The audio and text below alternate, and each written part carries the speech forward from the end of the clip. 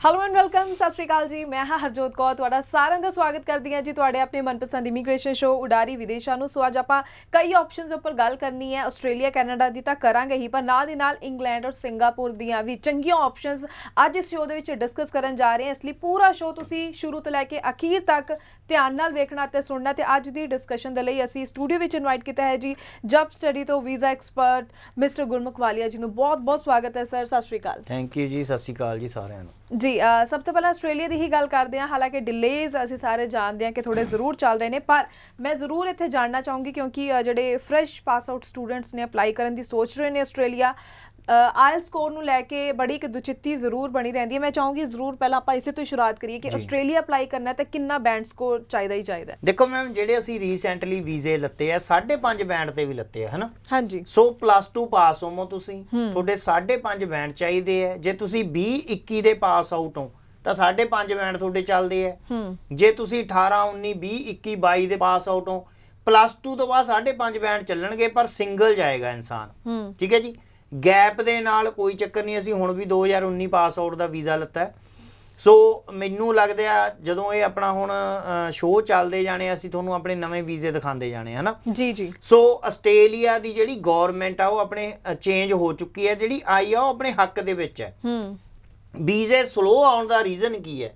ਕਾਗਜ਼ ਹੈ, ਜਿਹੜੇ ਡਾਕੂਮੈਂਟਸ ਆਪਣੇ ਨਾ ਪੰਜਾਬ ਦੇ ਜਾਂ ਹਰਿਆਣੇ ਦੇ ਜਿਹੜੇ ਕੰਸਲਟੈਂਟ ਹੈ ਕਈ ਜਾਲੀ ਲਾ ਦਿੰਦੇ ਆ, ਐਡਿਟ ਕਰਕੇ ਲਾ ਦਿੰਦੇ ਆ। ਜੀ ਜੀ ਜੀ। ਉਹਦੇ ਕਰਕੇ ਬੜੀ ਇਮੀਗ੍ਰੇਸ਼ਨ ਦੇ ਵਿੱਚ ਨਾ ਆਸਟ੍ਰੇਲੀਆ 'ਚ ਪ੍ਰੋਬਲਮ ਆਈ। ਉਹਨਾਂ ਨੇ 200-300 ਫਾਈਲਾਂ ਕੈਂਸਲ ਕੀਤੀਆਂ। ਠੀਕ ਹੈ। ਆਫਰ ਲੈਟਰ ਕੈਂਸਲ ਕੀਤੇ।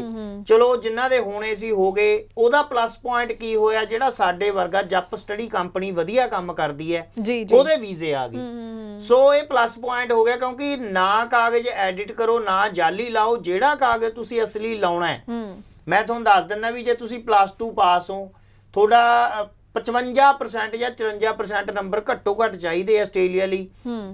ਕਈ ਕਾਲਜ 48% ਵੀ ਮੰਨਦੇ ਆ, ਹਨਾ। ਸੋ ਤੁਹਾਡੇ 5.5 ਬੈਂਡ ਚਾਹੀਦੇ ਆ। ਓਵਰਆਲ 5 ਸਾਰਿਆਂ ਚੋਂ ਚਾਹੀਦੇ ਆ।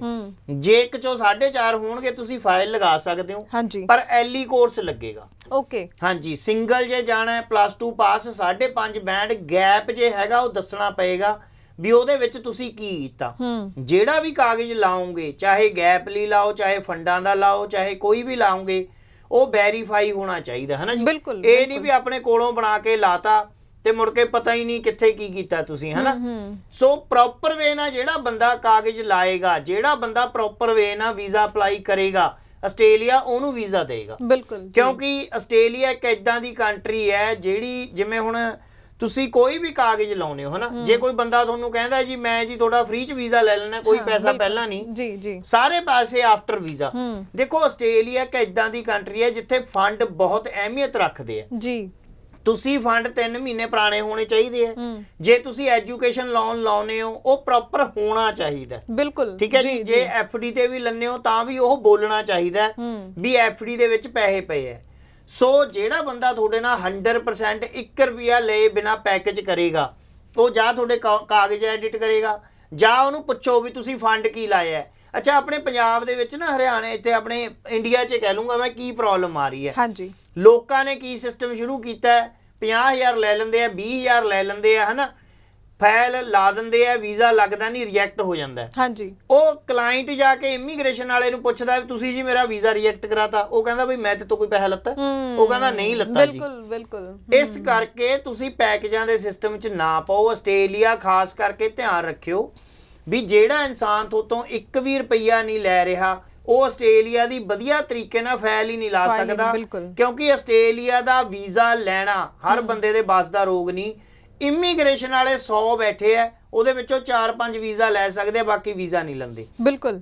ਤੁਸੀਂ ਸਾਡੇ ਆਫਿਸ ਆਓ। ਜਪ ਸਟੱਡੀ ਦਾ ਆਫਿਸ ਇੱਕ ਮੋਹਾਲੀ ਹੈ, ਇੱਕ ਜਲੰਧਰ ਹੈ। ਵੀਰਵਾਰ ਸ਼ੁੱਕਰਵਾਰ ਮੈਂ ਜਲੰਧਰ ਹੁੰਦਾ, ਬਾਕੀ ਦਿਨ ਮੋਹਾਲੀ। ਤੁਸੀਂ ਨੰਬਰ ਲਓ, ਪੁੱਛੋ ਅਗਲੇ ਨੂੰ, ਘਰੇ ਜਾ ਕੇ ਮਿਲੋ ਜਿਨ੍ਹਾਂ ਦੇ ਵੀਜ਼ੇ ਲੱਗੇ ਨੇ, ਹੈ ਨਾ। ਸੋ ਤੁਹਾਨੂੰ ਰੀਸੈਂਟਲੀ ਵੀਜ਼ੇ ਦੇਵਾਂਗੇ। ਇਹ ਨਹੀਂ ਵੀ ਹਜੇ ਜੀ 2 ਮਹੀਨੇ ਪਹਿਲਾਂ ਆਇਆ, 3 ਮਹੀਨੇ ਪਹਿਲਾਂ ਆਇਆ।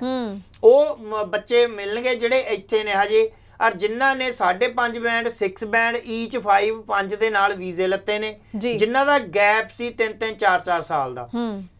ਦੂਜੀ ਗੱਲ ਮੈਂ ਇੱਕ ਦੱਸਣਾ ਚਾਹੂੰਗਾ ਵੀ ਕਈ ਨਾ ਡਰਾ ਦਿੰਦੇ ਆ ਵੀ ਤੂੰ ਕਾਲਜ ਲੈਵਲ 1 ਚ ਜਾਓ ਜੀ, ਹਾਂਜੀ ਯੂਨੀਵਰਸਿਟੀ ਜਾਓ, ਹਾਂਜੀ ਵੀ ਤੁਹਾਡਾ ਵੀਜ਼ਾ ਤਾਂ ਲੱਗੇਗਾ ਜੀ। ਅਸੀਂ ਵੀਜ਼ਾ ਲੱਤਾ ਜੀ ਮੁੰਡੇ ਦਾ 2019 ਪਾਸ ਆਊਟ ਹੈ, ਲੈਵਲ 2 ਦਾ ਕਾਲਜ ਹੈ ਜੀ। ਓਕੇ, ਦੇਖੋ ਲੈਵਲ ਦੇ ਨਾਲ ਕਾਲਜ ਦੇ ਨਾਲ ਵੀਜ਼ਾ ਨਹੀਂ ਆਉਂਦਾ, ਤੁਹਾਡੀ ਪ੍ਰੋਪਰ ਤੁਸੀਂ ਕੀ ਫੀਸ ਭਰੀ ਹੋਈ ਹੈ ਕਿ ਨਹੀਂ ਭਰੀ ਜੀ, ਸੋਰਸ ਆਫ ਇਨਕਮ ਲਾਇਆ ਕਿ ਨਹੀਂ ਲਾਇਆ ਜੀ, ਫੰਡ ਜਿਹੜੇ ਤੁਸੀਂ ਸ਼ੋਅ ਕੀਤੇ ਆ ਉਹ ਕੀ ਕੀਤਾ ਹੈ। ਤੀਜੀ ਚੌਥੀ ਗੱਲ ਜਿਹੜੀ ਸਭ ਤੋਂ ਜ਼ਰੂਰੀ ਹੈ, ਜਿਹੜੀ ਅਸੀਂ ਫਾਈਲ ਲਗਾਉਂਦੇ ਆ ਇਮੀਗ੍ਰੇਸ਼ਨ ਲਾਇਰ ਦੇ ਥਰੂ ਸਾਡੀ ਫਾਈਲ ਲੱਗਦੀ ਹੈ, ਕਿਉਂਕਿ ਮੇਰੇ ਕਜ਼ਨ ਸਿਸਟਰ ਉੱਥੇ ਇਮੀਗ੍ਰੇਸ਼ਨ ਲਾਇਰ ਨੇ, ਉਹਨਾਂ ਦੇ ਥਰੂ ਸਾਡੀ ਫਾਈਲ ਲੱਗਦੀ ਹੈ ਔਰ ਪ੍ਰੋਪਰ ਵੇ ਨਾਲ ਕੰਮ ਹੁੰਦਾ, ਪ੍ਰੋਪਰ ਵੇ ਨਾਲ ਵੀਜ਼ਾ ਆਉਂਦਾ। ਜੀ ਬਿਲਕੁਲ ਸਹੀ ਕਿਹਾ ਤੁਸੀਂ। ਤਾਂ ਤੁਸੀਂ ਵੀ ਜ਼ਰੂਰ ਇਹਨਾਂ ਸਾਰੀ ਗੱਲਾਂ ਦਾ ਜ਼ਰੂਰ ਧਿਆਨ ਰੱਖਿਆ ਕਰੋ। ਜੋ ਸਰ ਨੇ ਗੱਲ ਕੀਤੀ ਕਿ ਪੈਕੇਜ ਕਰ ਲੈਂਦੇ ਆ, ਰਿਫਿਊਜ਼ਲ ਆ ਜਾਂਦਾ, ਤਾਂ ਤੁਸੀਂ ਸਾਹਮਣੇ ਵਾਲੇ ਨੂੰ ਸਵਾਲ ਵੀ ਕਰਨ ਦੇ ਉਹਦੇ ਵਿੱਚ ਨਹੀਂ ਰਹਿ ਪਾਉਂਦੇ। ਸੋ ਇਸ ਲਈ ਬਹੁਤ ਜ਼ਰੂਰੀ ਹੈ ਕਿ ਸਿਰਫ ਥੋੜੇ ਜਿਹੇ ਇੱਕ ਅਸੀਂ ਬੈਨੀਫਿਟ ਜ਼ਰੂਰ ਦੇਖਦੇ ਹਾਂ ਕਿ ਸਾਨੂੰ ਪੈਸੇ ਜਿਹੜੇ ਵੀਜ਼ਾ ਲੱਗਣ ਤੋਂ ਬਾਅਦ ਦੇਣੇ ਪੈਣਗੇ, ਉਸੇ ਚੱਕਰ 'ਚ ਅਸੀਂ ਚੰਗੀ ਭਲੀ ਆਪਣੀ ਪ੍ਰੋਫਾਈਲ ਦੇ ਉੱਪਰ ਰਿਫਿਊਜ਼ਲ ਲੈ ਲੈਂਦੇ ਹਾਂ। ਸੋ ਇਹਨਾਂ ਚੀਜ਼ਾਂ ਦਾ ਜ਼ਰੂਰ ਧਿਆਨ ਰੱਖਿਆ ਕਰੋ। ਇਸ ਲਈ ਸ਼ੋਅ ਦੇ ਵਿੱਚ ਵੀ ਅਸੀਂ ਪੂਰੀ ਜਾਣਕਾਰੀ ਤੁਹਾਡੇ ਤੱਕ ਪਹੁੰਚਾਉਂਦੇ ਰਹਿੰਦੇ ਹਾਂ। ਕੋਈ ਸਵਾਲ ਹੋਵੇ ਲਗਾਤਾਰ ਨੰਬਰ ਡਿਸਪਲੇ ਹੋ ਰਿਹਾ ਸਕਰੀਨ ਦੇ ਉੱਪਰ, ਜਬ ਸਟੱਡੀ ਦੀ ਟੀਮ ਦੇ ਨਾਲ ਤੁਸੀਂ ਰਾਬਤਾ ਕਾਇਮ ਕਰ ਸਕਦੇ ਹੋ। ਜਿਵੇਂ ਕਿ ਸਰ ਨੇ ਦੱਸਿਆ ਮੁਹਾਲੀ ਅਤੇ ਜਲੰਧਰ ਵਿੱਚ ਇਹਨਾਂ ਦੇ ਆਫਿਸ ਨੇ, ਵੀਰਵਾਰ ਅਤੇ ਸ਼ੁੱਕਰਵਾਰ ਨੂੰ ਸਰ ਤੁਹਾਨੂੰ ਜਲੰਧਰ ਮਿਲ ਸਕਦੇ ਨੇ। ਸੋ ਤੁਸੀਂ ਮਿਲਣਾ ਚਾਹੋ ਤਾਂ ਜ਼ਰੂਰ ਪਹਿਲਾਂ ਕਾਲ ਕਰਕੇ ਤੁਸੀਂ ਆਪਣਾ ਸਮਾਂ ਫਿਕਸ ਕਰਕੇ ਇੱਥੇ ਪਹੁੰਚ ਸਕਦੇ ਹੋ, ਤਾਂ ਕਿ ਤੁਸੀਂ ਆਪਣੀ ਪ੍ਰੋਫਾਈਲ ਦੀ ਵਧੀਆ ਤਰੀਕੇ ਨਾਲ ਅਸੈਸਮੈਂਟ ਕਰਾ ਕੇ ਵਧੀਆ ਗਾਈਡੈਂਸ ਦੇ ਨਾਲ ਇੱਕ ਸਹੀ ਡਿਸੀਜਨ ਲੈਂਦੇ ਹੋਏ ਆਪਣਾ ਵਿਦੇਸ਼ ਜਾਣ ਦਾ ਸੁਪਨਾ ਸਾਕਾਰ ਕਰ ਸਕੋ।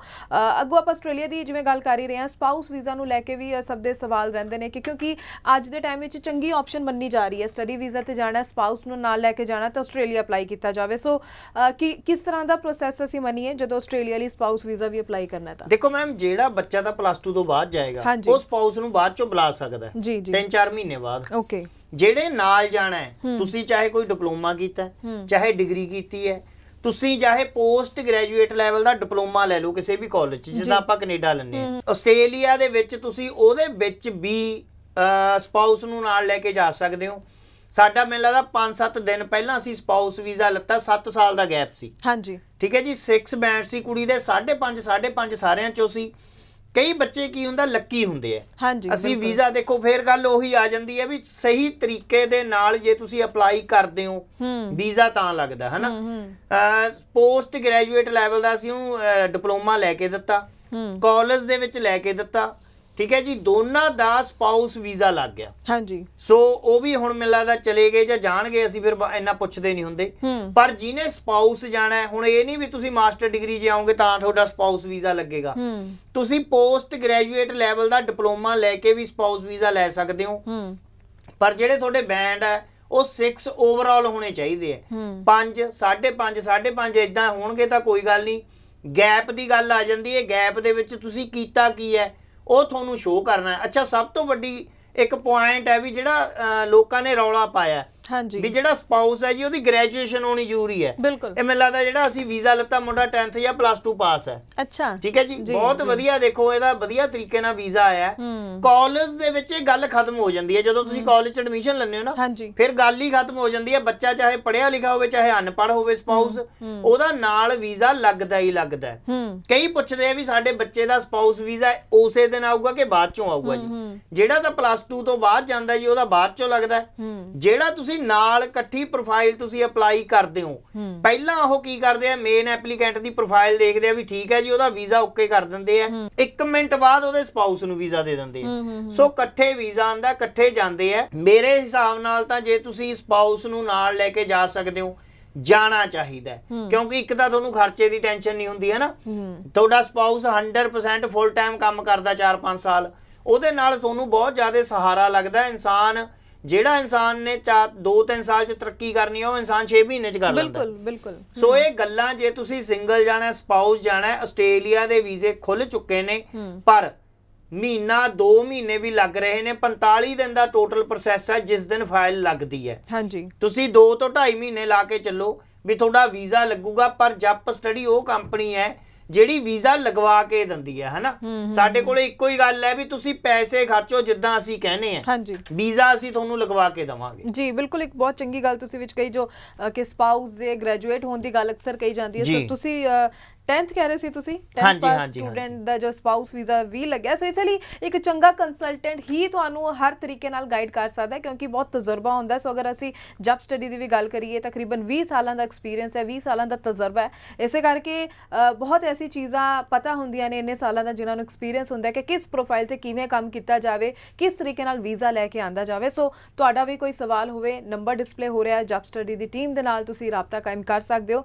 ਅੱਗੋਂ ਜਿਵੇਂ ਤੁਸੀਂ ਪਹਿਲਾਂ ਗੱਲ ਕੀਤੀ ਲੈਵਲ 1 ਜਾਂ ਲੈਵਲ 2 ਨੂੰ ਲੈ ਕੇ, ਵਾਕਈ ਕਨਫਿਊਜ਼ਨ ਸਟੂਡੈਂਟਸ ਬਣੀ ਰਹਿੰਦੀ ਹੈ। ਦੂਜੀ ਕਨਫਿਊਜ਼ਨ ਇਹ ਵੀ ਬਣੀ ਰਹਿੰਦੀ ਹੈ, ਕਾਲਜ ਜਾਈਏ ਯੂਨੀਵਰਸਿਟੀ ਜਾਈਏ। ਸੋ ਆਸਟ੍ਰੇਲੀਆ ਲਈ ਅਪਲਾਈ ਕਰਨਾ ਹੈ ਤਾਂ ਕਿਸ ਤਰੀਕੇ ਨਾਲ ਕਾਲਜ ਯੂਨੀਵਰਸਿਟੀ ਦੀ ਸਿਲੈਕਸ਼ਨ ਕਰਨੀ ਚਾਹੀਦੀ ਹੈ? ਦੇਖੋ ਮੈਮ, ਡਿਪੈਂਡ ਕਰਦਾ ਵੀ ਬੱਚੇ ਨੇ ਕੀਤਾ ਕੀ ਹੋਇਆ। ਜੀ ਜੀ। ਜਿਹੜੀ ਤੁਹਾਡੀ ਲਾਈਨ ਹੈ, ਚਾਹੇ ਤੁਸੀਂ ਕਮਰਸ ਦੇ ਸਟੂਡੈਂਟ ਹੋ, ਆਰਟਸ ਦੇ ਹੋ, ਮੈਡੀਕਲ ਦੇ ਹੋ, ਨਾਨ ਮੈਡੀਕਲ ਦੇ ਹੋ, ਜੋ ਵੀ ਤੁਸੀਂ ਚਾਹੇ ਕੋਈ ਡਿਗਰੀ ਕਰੀ ਹੈ ਨਾ, ਚਾਹੇ ਤੁਸੀਂ ਇੰਜੀਨੀਅਰਿੰਗ ਕਰੀ ਹੈ, ਤੁਹਾਡਾ ਜੋ ਵੀ ਸਿਸਟਮ ਹੈ, ਜਿਹੜੀ ਵੀ ਤੁਹਾਡੀ ਲਾਈਨ ਆ, ਉਹ ਕਦੇ ਵੀ ਚੇਂਜ ਨਾ ਕਰੋ।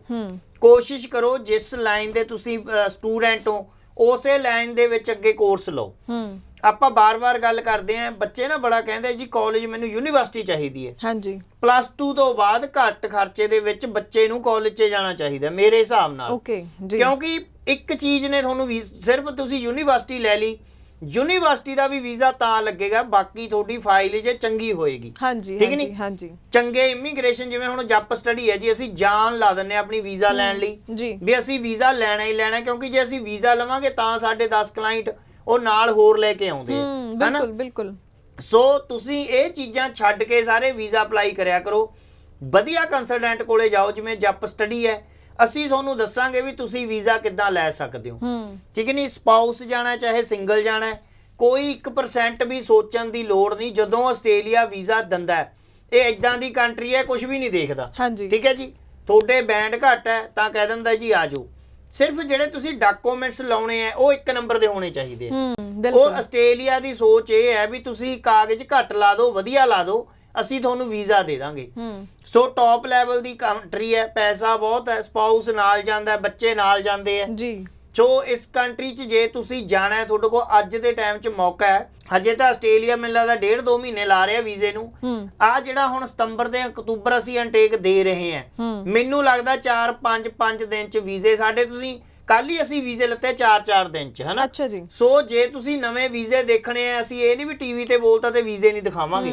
ਤੁਸੀਂ ਸਾਡੇ ਕੋਲੇ ਆਓ, ਸਾਨੂੰ ਕਹੋ ਵੀ ਤੁਸੀਂ 4 ਦਿਨ ਪਹਿਲਾਂ ਕਿਹਾ ਸੀ, ਤਾਂ 4 ਦਿਨ ਕੀ ਅਸੀਂ 2 ਦਿਨ ਪਹਿਲਾਂ ਦੇ ਹੀ ਤੁਹਾਨੂੰ ਵੀਜ਼ੇ ਦਿਖਾਵਾਂਗੇ। ਸੋ ਜੇ ਤੁਸੀਂ ਆਸਟ੍ਰੇਲੀਆ ਜਾਣਾ ਹੈ, ਅੱਗੇ ਇਦਾਂ ਹੀ ਹੋਣਾ ਹੈ, ਘੰਟਿਆਂ ਦੇ ਹਿਸਾਬ ਨਾਲ ਵੀਜ਼ੇ ਆਉਣੇ ਆ।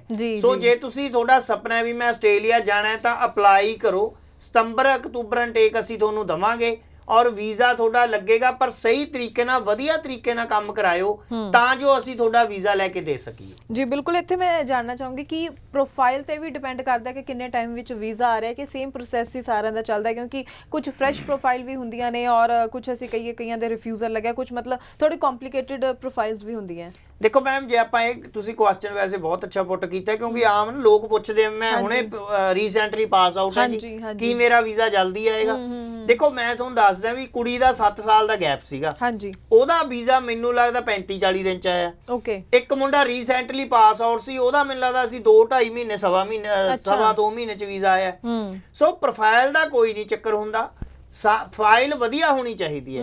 ਦੂਜੀ ਗੱਲ, ਬੰਦੇ ਕਿਸੇ ਦੀ ਰੋਟੀ ਪਹਿਲਾਂ ਲਿਖੀ ਹੋਈ ਹੈ, ਕਿਸੇ ਦੀ ਬਾਅਦ ਚੋਂ ਲਿਖੀ ਹੋਈ ਹੈ, ਉਸ ਮੁਤਾਬਕ ਸਮੇਂ ਦੇ ਮੁਤਾਬਕ ਵੀਜ਼ਾ ਆ ਜਾਂਦਾ ਹੈ। ਪਰ ਅਸੀਂ ਇੱਕੋ ਗੱਲ ਤੇ ਵਾਰ-ਵਾਰ ਜ਼ੋਰ ਦਿੰਦੇ ਆ ਵੀ ਤੁਸੀਂ ਜਿਹੜੇ, ਦੇਖੋ ਬੰਦੇ ਕੋਲੇ ਤੁਸੀਂ ਕਿਸੇ ਕੋਲੇ ਜਾਂਦੇ ਹੋ ਜਿਹੜਾ ਤੁਹਾਤੋਂ ਇੱਕ ਵੀ ਪੈਸਾ ਨਹੀਂ ਲੈਂਦਾ, ਉਹ ਤੁਹਾਡੀ ਪ੍ਰੋਫਾਈਲ ਠੀਕ ਕਰ ਹੀ ਨਹੀਂ ਸਕਦਾ। ਹਨਾ? ਪਿੱਛੇ ਜੇ ਵੀ ਰੌਲਾ ਪਿਆ, ਕਿਸੇ ਨੇ ਐਡਿਟ ਕਰਤੇ ਸੀਗੇ ਕਾਗਜ਼। ਸੋ ਇਦਾਂ ਦੇ ਇਮੀਗ੍ਰੇਸ਼ਨ ਵਾਲਿਆਂ ਤੋਂ ਬਚੋ, ਜਿਹੜਾ ਸਹੀ ਤਰੀਕੇ ਨਾਲ ਤੁਹਾਨੂੰ ਦੱਸੇ ਇੱਕ ਕਾਗਜ਼ ਵੀ ਆ, ਜਾਂ ਤੁਸੀਂ ਉਹਨੂੰ ਪੁੱਛੋ ਵੀ ਦੱਸੋ ਜੀ ਕੀ ਲਾਇਆ, ਜਾਂ ਤੁਸੀਂ ਜੱਪ ਸਟੱਡੀ ਨੂੰ ਪੁੱਛੋ ਜੇ ਇੱਕ ਕਾਗਜ਼ ਤੁਹਾਡੇ ਸਾਹਮਣੇ ਨਾ ਰੱਖਤਾ ਵੀ ਆਹ ਦੇਖੋ ਜੀ, ਜਿੰਨਾ ਵੀ ਤੁਹਾਡਾ ਕੰਮ ਹੋ ਰਿਹਾ ਹੈ 1 ਨੰਬਰ ਦੇ ਵਿੱਚ ਹੋ ਰਿਹਾ ਹੈ। ਕਿਉਂਕਿ ਆਸਟ੍ਰੇਲੀਆ ਦੇ ਵਿੱਚ ਚਾਹੇ ਇਮੀਗ੍ਰੇਸ਼ਨ ਲਾਇਰ ਤੁਹਾਡਾ ਆਪਣਾ ਹੈ, ਚਾਹੇ ਦੋਸਤ ਹੈ, ਚਾਹੇ ਰਿਸ਼ਤੇਦਾਰ ਹੈ, ਉਹ ਰਿਸਕ ਨਹੀਂ ਲੈਂਦੇ। ਬਿਲਕੁਲ ਜੀ। ਕਿਉਂਕਿ ਉਹਨਾਂ ਨੇ ਪਹਿਲਾਂ ਪੀਆਰਾਂ ਲੱਤੀਆਂ, ਸਿਟੀਜ਼ਨਸ਼ਿਪਾਂ ਲੱਤੀਆਂ, ਫਿਰ ਸਟੱਡੀ ਕੀਤੀ, ਫਿਰ ਇਮੀਗ੍ਰੇਸ਼ਨ ਲਾਇਰ ਬਣੇ। ਉਹ ਸਾਡੀਆਂ ਫਾਈਲਾਂ ਲਈ ਆਪਣੀ ਸਿਸਟਮ ਥੋੜ੍ਹਾ ਖਰਾਬ ਕਰ ਲੈਣਗੇ। ਬਿਲਕੁਲ ਬਿਲਕੁਲ। ਸੋ ਅਸੀਂ ਵਧੀਆ ਤਰੀਕੇ ਨਾਲ ਕੰਮ ਕਰਦੇ ਹਾਂ ਔਰ ਕਰਵਾਉਂਦੇ ਹਾਂ। ਹੁਣ ਤੁਸੀਂ ਇੱਕ ਗੱਲ ਦੇਖੋ, ਮੇਰਾ ਇੱਕ ਦੋਸਤ ਹੈ, ਚਲੋ ਦੋਸਤ ਵੀ ਆ, ਕਈ ਵਾਰੀ ਬੱਚੇ ਕਿਤੇ ਅਪਲਾਈ ਕਰ ਲੈਂਦੇ ਆ ਬਾਹਰ, ਉਹਨਾਂ ਨੇ ਕਿਤੇ ਅਪਲਾਈ ਕੀਤਾ, ਉਹਦੀ ਐਸਓਪੀ ਇਹੋ ਜੀ ਬਣਾਤੀ ਮੈਡਮ ਦਾ, ਉਹਦਾ ਵੀਜ਼ਾ ਰਿਜੈਕਟ ਹੋ ਗਿਆ ਜੀ। ਓਕੇ। ਸੋ ਅਸੀਂ ਉਹਦੀ ਸਪੈਸ਼ਲ ਐਸਓਪੀ ਤਿਆਰ ਕਰਾਈ ਇਮੀਗ੍ਰੇਸ਼ਨ ਲਾਇਰ ਤੋਂ, ਕੈਨੇਡਾ ਤੋਂ, ਹੁਣ ਉਹਦਾ ਵੀਜ਼ਾ ਅਸੀਂ ਲੈ ਲਾਂਗੇ, ਹਨਾ। ਠੀਕ ਹੈ, ਹਾਂਜੀ। ਸੋ ਇਹ ਚੀਜ਼ਾਂ ਕਿਤੇ ਨਾ ਕਿਤੇ ਕਾਊਂਟ ਕਰਦੀਆਂ। ਜਦੋਂ ਤੁਸੀਂ ਵਧੀਆ ਕੰਮ ਕਰਦੇ ਹੋ ਤਾਂ ਉਹਦਾ ਰਿਜ਼ਲਟ ਵੀ ਵਧੀਆ ਹੀ ਆਉਂਦਾ ਹੈ। ਬਿਲਕੁਲ ਬਿਲਕੁਲ ਸਹੀ ਕਿਹਾ ਤੁਸੀਂ। ਇਸ ਲਈ ਅਸੀਂ ਹਰ ਆਪਸ਼ਨ ਦੀ ਤੁਹਾਡੇ ਨਾਲ ਗੱਲ ਕਰਦੇ ਹਾਂ, ਜਾਣਕਾਰੀ ਤੁਹਾਡੇ ਤੱਕ ਪਹੁੰਚਾਉਂਦੇ ਰਹਿੰਦੇ ਹਾਂ, ਤਾਂ ਕਿ ਕਿਸੇ ਵੀ ਤਰ੍ਹਾਂ ਦੀ ਪ੍ਰੋਫਾਈਲ ਹੋਵੇ, ਤੁਸੀਂ ਕਿਸੇ ਕਨਫਿਊਜ਼ਨ ਦੇ ਵਿੱਚੋਂ ਤਾਂ ਤੁਸੀਂ ਸਹੀ ਡਿਸੀਜਨ ਲੈ ਸਕੋ। ਆਸਟ੍ਰੇਲੀਆ ਬਾਰੇ ਆਪਾਂ ਗੱਲ ਕਰ ਚੁੱਕੇ ਹਾਂ, ਪਰ ਕੋਈ ਸਵਾਲ ਤੁਹਾਡਾ ਤਾਂ ਮਨ ਵਿੱਚ ਨਹੀਂ ਰੱਖਣਾ ਹੈ। ਜਬ ਸਟੱਡੀ ਦੀ ਟੀਮ ਦੇ ਨਾਲ ਰਾਬਤਾ ਕਾਇਮ ਤੁਸੀਂ ਕਰ ਸਕਦੇ ਹੋ। ਜੋ ਨੰਬਰ ਡਿਸਪਲੇ ਹੋ ਰਿਹਾ ਸਕਰੀਨ ਦੇ ਉੱਪਰ, ਇਸ ਦੇ ਉੱਪਰ ਕਾਲ ਕਰਕੇ। ਅੱਗੋਂ ਜੋ ਆਪਾਂ ਸ਼ੁਰੂਆਤ ਵਿੱਚ ਗੱਲ ਕੀਤੀ ਸੀ ਕਿ ਇੰਗਲੈਂਡ, ਸਿੰਗਾਪੁਰ, ਕੈਨੇਡਾ ਦੀ ਵੀ ਗੱਲ ਕਰਨੀ ਹੈ, ਤਾਂ ਸਰ ਜ਼ਰੂਰ ਹੁਣ ਇੰਗਲੈਂਡ ਬਾਰੇ ਗੱਲ ਕਰਨਾ ਚਾਹਾਂਗੇ। ਕਿੰਨਾ ਕੁ ਰੁਝਾਨ ਇੰਗਲੈਂਡ ਜਾਂ ਸਿੰਗਾਪੁਰ ਵਰਗੀ ਕੰਟਰੀਜ਼ ਵੱਲ ਵੀ ਦਿਖਦਾ, ਕਿਉਂਕਿ ਜ਼ਿਆਦਾ ਜਿਵੇਂ ਕੈਨੇਡਾ, ਆਸਟ੍ਰੇਲੀਆ ਵਾਲੀ ਕਿਸ ਤਰ੍ਹਾਂ ਦੀ ਪ੍ਰੋਫਾਈਲ ਜਿਹੜੀਆਂ ਨੇ ਸਟੂਡੈਂਟਸ ਨੇ ਇੰਗਲੈਂਡ ਵੱਲ ਅਪਲਾਈ ਕਰਦੇ ਨੇ? ਦੇਖੋ ਮੈਮ, ਇੰਗਲੈਂਡ ਉਹ ਕੰਟਰੀ ਹੈ, ਜੇ ਤੁਸੀਂ ਸੋਚਿਆ ਹੋਵੇ ਮੈਂ ਬਿਨਾਂ ਕਿਸੇ ਟੈਨਸ਼ਨ ਤੋਂ ਵੀਜ਼ਾ ਲੈਣਾ, ਓਕੇ, ਵੀ ਮੈਂ ਜੀ ਕੋਈ ਮੇਰਾ ਪੈਸਾ ਖਰਾਬ ਨਾ ਹੋਵੇ ਔਰ 100% ਵੀਜ਼ਾ ਲੱਗੇ ਜੀ, 1% ਵੀ ਮੈਂ 0% ਵੀ ਚਾਂਸ ਨਹੀਂ ਲੈਣਾ, ਤਾਂ ਇੰਗਲੈਂਡ ਦਾ ਵੀਜ਼ਾ ਤੁਸੀਂ ਲਵਾ ਸਕਦੇ ਹੋ। +2 ਪਾਸ ਹੋਣੀ ਚਾਹੀਦੀ ਹੈ, 6 ਬੈਂਡ ਓਵਰਆਲ ਹੋਣੇ ਚਾਹੀਦੇ ਆ, 5.5 ਈਚ ਹੋਣੇ ਚਾਹੀਦੇ ਆ, 5.5 ਸਾਰਿਆਂ ਚ ਹੋਣੇ ਚਾਹੀਦੇ ਆ। ਜਪ ਸਟੱਡੀ ਤੁਹਾਨੂੰ ਵੀਜ਼ਾ ਲੈ ਕੇ ਦੇਗੀ। ਤੁਹਾਡਾ ਜੇ ਤੁਸੀਂ ਡਿਗਰੀ ਕਰੀ ਹੈ, ਤੁਹਾਡਾ 5-7 ਸਾਲ ਦਾ 10 ਸਾਲ ਦਾ ਗੈਪ ਵੀ ਚੱਲ ਜਾਏਗਾ। ਜੇ ਤੁਸੀਂ +2 ਕਰੀ ਹੈ, ਤੁਹਾਡਾ 2-3 ਸਾਲ ਦਾ ਗੈਪ ਆ, ਉਹ ਵੀ ਚੱਲ ਜਾਏਗਾ। ਸੋ ਪੈਸੇ ਜਿਹੜੇ ਤੁਸੀਂ ਦੇਣੇ ਆ A to Z after visa ਦੇਣੇ ਆ, ਠੀਕ ਹੈ ਜੀ। ਓਕੇ। ਜਿਹੜਾ ਅਸੀਂ ਤੁਹਾਨੂੰ ਪੈਸਾ ਤੋਂ ਲੈਣਾ ਹੈ, ਜਿਸ ਦਿਨ ਤੁਹਾਡਾ ਵੀਜ਼ਾ ਲੱਗ ਕੇ ਆ ਗਿਆ, ਤੁਸੀਂ ਉਸ ਦਿਨ ਪੈਸੇ ਦੇਣੇ ਆ। ਪਹਿਲਾਂ ਤੁਸੀਂ ਕੋਈ ਵੀ ਪੈਸਾ ਨਹੀਂ ਦੇਣਾ। ਔਰ ਜਿਹੜਾ ਅਸੀਂ ਤੁਹਾਡੇ ਲਈ ਕੰਮ ਕਰਾਂਗੇ, ਤੁਹਾਨੂੰ ਦਿਖੇਗਾ ਵੀ ਹਾਂਜੀ ਪ੍ਰੋਪਰ ਵੇ ਨਾਲ ਮੇਰੀ ਫੀਸ ਗਈ ਹੈ, ਪ੍ਰੋਪਰ ਵੇ ਨਾਲ ਫੰਡ ਸ਼ੋ ਹੋਏ ਨੇ, ਐਮਬੈਸੀ ਫੀਸ, ਹੈਲਥ ਇੰਸ਼ੋਰੈਂਸ, ਸਾਰਾ ਕੁਝ ਜਪ ਸਟੱਡੀ ਕਰੇਗੀ। ਔਰ ਤੁਹਾਡਾ ਜਿਸ ਦਿਨ ਵੀਜ਼ਾ, ਚਾਹੇ ਤੁਸੀਂ ਸਿੰਗਲ ਹੋ, ਚਾਹੇ ਸਪਾਊਸ ਹੈ, ਚਾਹੇ ਬੱਚਿਆਂ ਨਾਲ ਜਾਣਾ, ਤੁਹਾਡਾ ਵੀਜ਼ਾ ਲੱਗੇਗਾ ਤਾਂ ਤੁਹਾਤੋਂ ਪੈਸੇ ਲਏ ਜਾਣਗੇ। ਤੁਹਾਡੇ ਕਾਗਜ਼ਾਂ ਤੇ ਹੀ ਵੀਜ਼ਾ ਲਵਾਂਗੇ, ਕੋਈ ਇਦਾਂ ਦਾ ਕਾਗਜ਼ ਨਹੀਂ ਲਾਉਣਾ ਵੀ ਜਿਹਦੇ ਨਾਲ ਕੱਲ ਨੂੰ ਤੁਸੀਂ ਦੁਬਾਰਾ ਇੰਗਲੈਂਡ ਨਾ ਜਾ ਸਕੋ, ਹਨਾ। ਸੋ ਪ੍ਰੋਪਰ ਵੇ ਨਾਲ ਜੇ ਤੁਸੀਂ ਵੀਜ਼ਾ ਲੈਣਾ ਹੈ, ਬਿਨਾਂ ਕਿਸੇ ਟੈਨਸ਼ਨ ਤੋਂ, ਬਿਨਾਂ ਕਿਸੇ ਪੈਸੇ ਦਿੱਤੇ ਤੋਂ, ਤਾਂ ਤੁਸੀਂ ਜਪ ਸਟੱਡੀ ਕੋਲੇ ਇੰਗਲੈਂਡ ਦਾ ਵੀਜ਼ਾ ਅਪਲਾਈ ਕਰ ਸਕਦੇ ਹੋ। ਇੰਗਲੈਂਡ ਪਹਿਲਾਂ ਜ਼ਿਆਦਾ ਟਾਈਮ ਲੱਗਣ ਲੱਗ ਗਿਆ ਸੀ, ਪਰ ਹੁਣ 10-15 ਦਿਨ ਚ ਵੀਜ਼ੇ ਆਉਣ ਲੱਗ ਗਏ। ਸੋ ਤੁਸੀਂ ਸਾਡੇ ਇੰਗਲੈਂਡ ਦੇ ਵੀ ਨਵੇਂ ਵੀਜ਼ੇ ਦੇਖ ਸਕਦੇ ਹੋ, ਜਿਹੜੇ ਅਸੀਂ ਫੈਮਿਲੀ ਨੂੰ ਵੀਜ਼ਾ ਲੈ ਕੇ ਦਿੱਤਾ ਹੈ ਨਾ। ਸੋ ਵੀਜ਼ੇ ਸਾਡਾ ਕੀ ਹੈ ਜੀ, ਅਸੀਂ ਕਈ ਕੰਟਰੀਆਂ ਕਰਦੇ ਹਾਂ, ਜਿੱਦਾਂ ਆਸਟ੍ਰੇਲੀਆ, ਇੰਗਲੈਂਡ, ਕੈਨੇਡਾ, ਆਹ ਨਿਊਜ਼ੀਲੈਂਡ ਹੋ ਗਿਆ, ਸਿੰਗਾਪੁਰ ਹੋ ਗਿਆ, USA ਹੋ ਗਿਆ, ਹਨਾ। ਸੋ ਸਾਡੇ ਵੀਜ਼ੇ ਨਾ ਮਿਕਸ ਜੇ ਚੱਲਦੇ ਰਹਿੰਦੇ ਆ, ਕਦੇ ਟੂਰਿਸਟ ਆ ਜਾਂਦੇ ਆ 4-5, ਕਦੇ ਵੀਜ਼ਾ ਸਟੱਡੀ ਆ ਜਾਂਦੇ ਆ, ਕਦੇ ਆਸਟ੍ਰੇਲੀਆ ਦੇ ਆ ਜਾਂਦੇ ਆ, ਕਦੇ ਕੈਨੇਡਾ ਦੇ ਲੱਗੀ ਜਾਂਦੇ ਆ। ਪਰ ਸਾਨੂੰ ਇੱਕ ਗੱਲ ਪਤਾ ਹੈ ਵੀ ਜਪ ਸਟੱਡੀ ਵਧੀਆ ਕੰਮ ਕਰਦੀ ਹੈ, ਔਰ ਵਧੀਆ ਹੀ ਕਰਾਂਗੇ, ਕਿਸੇ ਦਾ ਪੈਸਾ ਨਹੀਂ ਖਰਾਬ ਹੋਏਗਾ, ਠੀਕ ਨਹੀਂ ਜੀ। ਸੋ ਤੁਸੀਂ ਇੰਗਲੈਂਡ ਜਾਣਾ ਹੈ, ਸਿੰਗਲ ਜਾਣਾ ਹੈ, ਸਪਾਊਸ ਜਾਣਾ ਹੈ, ਜਿਸ ਦਿਨ ਵੀਜ਼ਾ ਲੱਗੇਗਾ ਤੁਸੀਂ ਉਸ ਦਿਨ ਪੈਸੇ ਦੇਣੇ ਆ, ਪਹਿਲਾਂ ਤੁਸੀਂ ਕੋਈ ਵੀ ਪੈਸਾ ਨਹੀਂ ਦੇਣਾ। ਜੀ ਜੀ ਜੀ ਬਿਲਕੁਲ। ਇਸ ਤੋਂ ਜ਼ਿਆਦਾ ਹੋਰ ਸਿਕਿਉਰ ਚੀਜ਼ ਕੀ ਹੋ ਸਕਦੀ ਹੈ। ਸੋ ਤੁਸੀਂ ਵੀ ਅਗਰ ਇੰਗਲੈਂਡ ਦਾ ਸੋਚਣਾ ਚਾਹ ਰਹੇ ਹੋ ਜਾਂ ਹੋਰ ਆਪਣੀ ਪ੍ਰੋਫਾਈਲ ਬਾਰੇ ਮੈਚ ਕਰਨਾ ਚਾਹੁੰਦੇ ਹੋ ਇੰਗਲੈਂਡ ਨੂੰ, ਤਾਂ ਜ਼ਰੂਰ ਆਪਣੇ ਡਾਕੂਮੈਂਟਸ ਲੈ ਕੇ ਤੁਸੀਂ ਵਿਜ਼ਿਟ ਕਰ ਸਕਦੇ ਹੋ। ਜਬ ਸਟੱਡੀ ਦਾ ਜੋ ਆਫਿਸ ਹੈ ਮੋਹਾਲੀ ਅਤੇ ਜਲੰਧਰ ਵਿੱਚ ਹੈ, ਤੁਹਾਨੂੰ ਜਿੱਥੇ ਵੀ ਨੇੜੇ ਲੱਗੇ ਆਪਣੇ ਡਾਕੂਮੈਂਟਸ ਲੈ ਕੇ ਜ਼ਰੂਰ ਵਿਜ਼ਿਟ ਕਰੋ, ਤਾਂ ਕਿ ਟਾਈਮਲੀ ਜੋ ਹੈ ਤੁਸੀਂ ਚੀਜ਼ਾਂ ਨੂੰ ਸਮਝ ਸਕੋ। ਜੀ, ਜਦੋਂ ਆਪਾਂ ਇੰਗਲੈਂਡ ਦੀ ਗੱਲ ਕਰਦੇ ਹਾਂ ਤੇ ਇਸ ਦੇ ਕਿਹੜੇ ਖਾਸ ਇਨਟੇਕਸ ਰਹਿੰਦੇ ਆ, ਜਦੋਂ ਹੁਣ ਸਟੂਡੈਂਟ ਕਿਹੜੇ ਇਨਟੇਕ ਲਈ ਅਪਲਾਈ ਕਰ ਸਕਦੇ ਆ? ਮੈਡਮ ਹੁਣ ਸਤੰਬਰ ਇਨਟੇਕ ਚੱਲਦਾ ਹੈ। ਹਾਂਜੀ, ਲੋਕ ਕਹਿੰਦੇ ਆ ਵੀ ਸਾਡਾ ਮਹੀਨਾ ਹੋ ਗਿਆ, 1.5 ਮਹੀਨਾ ਹੋ ਗਿਆ, ਆਫਰ ਲੈਟਰ ਨਹੀਂ ਆਇਆ। ਅਸੀਂ 5 ਤੋਂ 7 ਦਿਨ ਦੇ ਵਿੱਚ ਆਫਰ ਲੈਟਰ ਦੇ ਰਹੇ ਹਾਂ, ਠੀਕ ਹੈ, ਉਹ ਵੀ ਟੌਪ ਲੈਵਲ ਦੀ ਯੂਨੀਵਰਸਿਟੀ ਦਾ। ਇਹ ਨਹੀਂ ਵੀ ਕਾਲਜ ਤਾਂ ਅਸੀਂ ਕਰਦੇ ਨਹੀਂ ਹੈਗੇ ਇੰਗਲੈਂਡ ਦਾ, ਹਨਾ। +2 ਤੋਂ ਬਾਅਦ ਬੱਚਾ ਡਿਗਰੀ 'ਚ ਜਾਏਗਾ, ਜਿਹਨੇ ਡਿਗਰੀ ਕੀਤੀ ਉਹ ਮਾਸਟਰ ਡਿਗਰੀ 'ਚ ਜਾਏਗਾ, ਠੀਕ ਹੈ ਜੀ। ਸੋ ਇਸ ਕਰਕੇ ਤੁਸੀਂ ਯਾਦ ਰੱਖਿਓ, ਜੇ ਤੁਸੀਂ ਸਪਾਊਸ ਨੂੰ ਨਾਲ ਲੈ ਕੇ ਜਾਣਾ ਹੈ, ਪਹਿਲਾਂ ਇਕੱਠੇ ਜਾਣਾ ਹੈ, ਫਿਰ ਤੁਹਾਡੀ ਗ੍ਰੈਜੂਏਸ਼ਨ ਜ਼ਰੂਰੀ ਹੈ, ਜਾਂ ਤੁਸੀਂ ਪਹਿਲਾਂ ਇਕੱਲੇ ਕੇਸ ਲਾ ਲਓ, ਮਹੀਨੇ ਬਾਅਦ ਆਪਣੇ ਸਪਾਊਸ ਨੂੰ ਬੁਲਾ ਲਿਓ, ਠੀਕ ਹੈ। ਸੋ ਇਨਟੇਕ ਅਸੀਂ ਤੁਹਾਨੂੰ ਸਤੰਬਰ ਦਵਾਵਾਂਗੇ, ਕਈ ਵਾਰੀ ਅਕਤੂਬਰ ਵੀ ਹੋ ਜਾਂਦਾ ਕਈ ਯੂਨੀਵਰਸਿਟੀਆਂ 'ਚ। ਹਾਂਜੀ। ਸੋ ਜੇ ਤੁਸੀਂ ਇੰਗਲੈਂਡ ਜਾਣਾ ਹੈ, ਦੇਖੋ ਸਾਡੀ ਜਿਹੜੀ ਕੰਪਨੀ ਹੈ ਨਾ ਜੀ, ਅਸੀਂ ਸਟੈਪ ਬਾਏ ਸਟੈਪ ਕੰਮ ਕਰਦੇ ਹਾਂ। ਅਸੀਂ ਇਹ ਨਹੀਂ ਹੈਗਾ ਵੀ ਆ ਜਾਓ ਜੀ ਚੱਕ ਦੋ ਨਹੀਂ, ਆਰਾਮ ਨਾਲ ਕੰਮ ਕਰੀਦਾ, ਕਿਉਂਕਿ ਸਾਡੀ ਇੱਕ ਆਦਤ ਹੈ ਵੀ ਅਸੀਂ ਸਟੂਡੈਂਟ ਨੂੰ ਚੰਗੀ ਸਰਵਿਸ ਔਰ ਵੀਜ਼ਾ ਲੈ ਕੇ ਦੇਣਾ।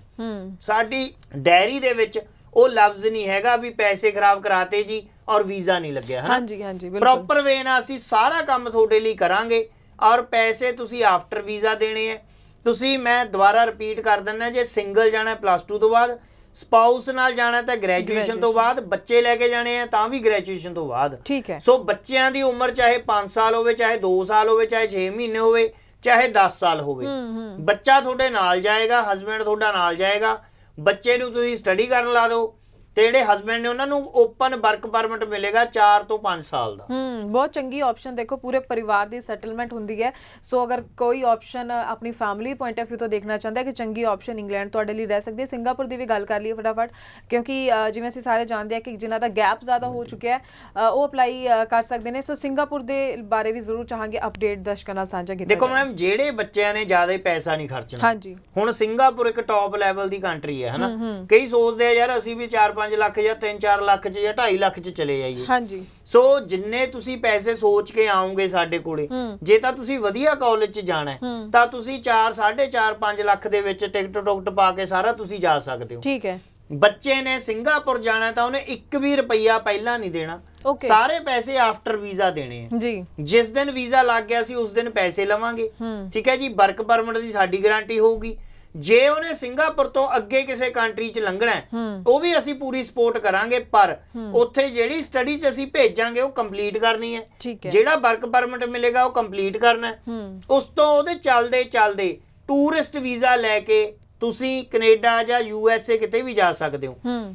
ਹੁਣ ਜਿਵੇਂ ਪਿੱਛੇ ਜੇ ਅਸੀਂ ਇੱਕ ਕੁੜੀ ਭੇਜੀ ਸੀ, ਉਹਦੇ ਇੱਕ ਬੇਟੀ ਸੀਗੀ, ਠੀਕ ਹੈ। ਸੋ ਉਹਨੇ ਆਪਣੀ ਬੇਟੀ ਨੂੰ ਵੀ ਸਿੰਗਾਪੁਰ ਬੁਲਾਇਆ ਸੀਗਾ, ਉੱਥੋਂ ਉਹ USA ਦਾ ਉਹਦਾ ਵੀਜ਼ਾ ਲੱਗਿਆ, ਉਹ ਚਲੇ ਗਈ ਹਨਾ।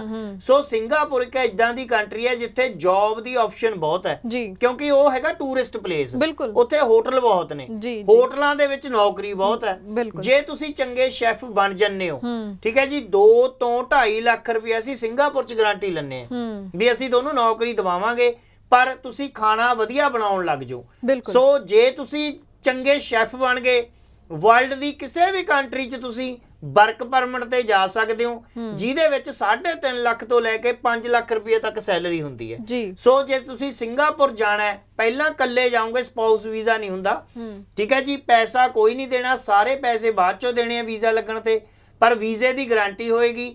ਮੈਨੂੰ ਲੱਗਦਾ ਇੰਨੇ ਘੱਟ ਪੈਸਿਆਂ ਦੇ ਵਿੱਚ ਸਿੰਗਾਪੁਰ ਤੁਹਾਨੂੰ ਕੋਈ ਟੌਪ ਲੈਵਲ ਦੇ ਕਾਲਜ 'ਚ ਨਹੀਂ ਭੇਜ ਸਕਦਾ। ਬਿਲਕੁਲ ਸਹੀ ਤੁਸੀਂ ਗੱਲ ਕਹੀ ਹੈ। ਸੋ ਆਸਟ੍ਰੇਲੀਆ, ਇੰਗਲੈਂਡ ਔਰ ਸਿੰਗਾਪੁਰ ਦੀ ਆਪਾਂ ਗੱਲ ਕਰ ਚੁੱਕੇ ਹਾਂ, ਕੈਨੇਡਾ ਦਾ ਵੀ ਆਪਾਂ ਗੱਲ ਕੀਤੀ ਸੀ। ਕੈਨੇਡਾ ਦਾ ਸਿਰਫ ਇੱਕ ਸਵਾਲ ਮੈਂ ਤੁਹਾਡੇ ਤੋਂ ਪੁੱਛਣਾ ਚਾਹੂੰਗੀ ਕਿ ਕੀ ਡਿਲੇ ਚੱਲ ਰਹੇ ਨੇ ਜਾਂ ਕਿੰਨੀ ਕੁ ਰਫ਼ਤਾਰ ਵਿੱਚ ਪ੍ਰੋਸੈਸਿੰਗ ਚੱਲ ਰਹੀ ਹੈ ਪ੍ਰੋਫਾਈਲਸ ਦੀ? ਦੇਖੋ ਮੈਡਮ, ਲੋਕ ਕਹਿੰਦੇ ਆ ਡਿਲੇ ਚੱਲਦੇ ਆ, ਅਸੀਂ ਮੈਨੂੰ ਲੱਗਦਾ ਅੱਜ ਜਿੰਨੀ ਵੀ ਤਰੀਕ ਹੈ, ਇੱਕ ਦਿਨ ਪਹਿਲਾਂ ਅਸੀਂ ਵੀਜ਼ਾ ਲੱਤਾ ਹੈ ਨਾ। ਸੋ ਸਾਡੇ ਨਾ ਰੈਗੂਲਰ ਵੀਜ਼ੇ ਆਉਂਦੇ ਰਹਿੰਦੇ ਆ, ਡਿਪੈਂਡ ਕਰਦਾ ਤੁਸੀਂ ਕਲਾਇੰਟ ਦੇ ਨਾਲ ਫਾਈਲ ਦੇ ਨਾਲ ਕੀ ਕੀਤਾ। ਹਾਂ ਬਿਲਕੁਲ, ਜੇ ਤੁਸੀਂ ਚੰਗੇ ਕਾਗਜ਼, ਚੰਗਾ ਕਾਲਜ ਲੱਤਾ ਹੈ, ਵਧੀਆ ਤਰੀਕੇ ਨਾਲ ਅਪਲਾਈ ਕੀਤਾ ਤਾਂ ਵੀਜ਼ਾ ਕਦੇ ਵੀ ਨਾ ਰਿਜੈਕਟ ਹੁੰਦਾ, ਨਾ ਵੀਜ਼ਾ ਲੇਟ ਹੁੰਦਾ। ਬਾਕੀ ਕੈਨੇਡਾ ਥੋੜੀ ਜੀ ਪ੍ਰੋਬਲਮ ਇਹ ਹੈ ਵੀ ਲੋਕ ਨਾ ਕੋਰਸ ਕਈ ਵਾਰੀ ਚੇਂਜ ਕਰ ਦਿੰਦੇ ਆ। ਜਿਨ੍ਹਾਂ ਨੇ ਅੱਜ ਤੱਕ ਕੋਰਸ ਚੇਂਜ ਕੀਤਾ ਉਹਨਾਂ ਦਾ ਵੀਜ਼ਾ ਰਿਜੈਕਟ ਹੋਇਆ ਹੀ ਹੋਇਆ। ਸੋ ਜਿਹੜਾ ਅਸੀਂ ਕੀ ਹੈ ਜੀ, ਮੈਂ ਤੁਹਾਨੂੰ ਦੱਸਦਾ ਵੀ ਜਦੋਂ ਹੁਣ ਸਾਡੀ ਕੰਪਨੀ ਨੂੰ 19-20 ਸਾਲ ਹੋ ਗਏ, ਲੋਕ 19-20 ਸਾਲ ਬਾਅਦ ਆ ਫਾਈਲਾਂ ਨਹੀਂ ਚੈੱਕ ਕਰਦੇ।